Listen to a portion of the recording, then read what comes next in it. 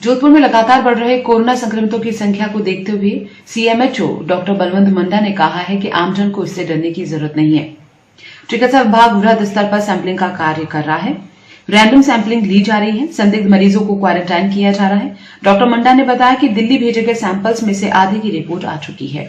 दिल्ली की जो report sample भेजे गए थे उसमें लगभग 1500 के लगभग उसमें सैंपल्स थे और उसमें से आधों की रिपोर्ट आ चुकी है, जिसमें से 16 पॉजिटिव हैं और लगभग हाफ की रिपोर्ट उसमें अभी आना बाकी है। और उसके अलावा जो कल की एम्स की जो पॉजिटिव की रिपोर्ट्स है उसके अंदर जो पॉजिटिविटी आई है उसमें से मैक्सिमम लोग 95%,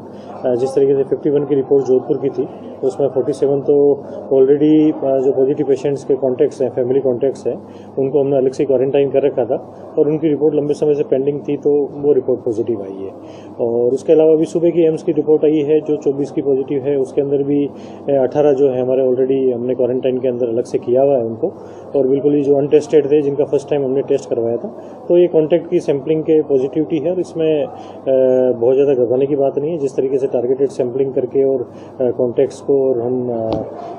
लोगों के अंदर से पॉजिटिविटी निकाल रहे हैं तो ये उसकी वजह से पॉजिटिविटी का ग्राफ बढ़ा है। निश्चित रूप से कि पहले शुरुआत के केसेज को देखते हुए रैंडम सैंपलिंग करवाई थी, उसके बाद में जो टारगेटेड ग्रुप है, जो ज़्यादा ससेप्टेबल ग्रुप है, जिसमें मान लीजिए आप ILI या फिर 60 ईयर्स से ऊपर का जो कोमॉर्बिड कंडीशन जिनमें डेथ होने की संभावना ज़्यादा रहती है,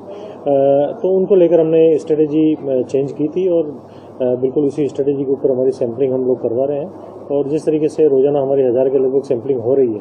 और उसी सैंपलिंग को सपोर्ट करने के लिए दिल्ली सैंपल भेजे गए थे,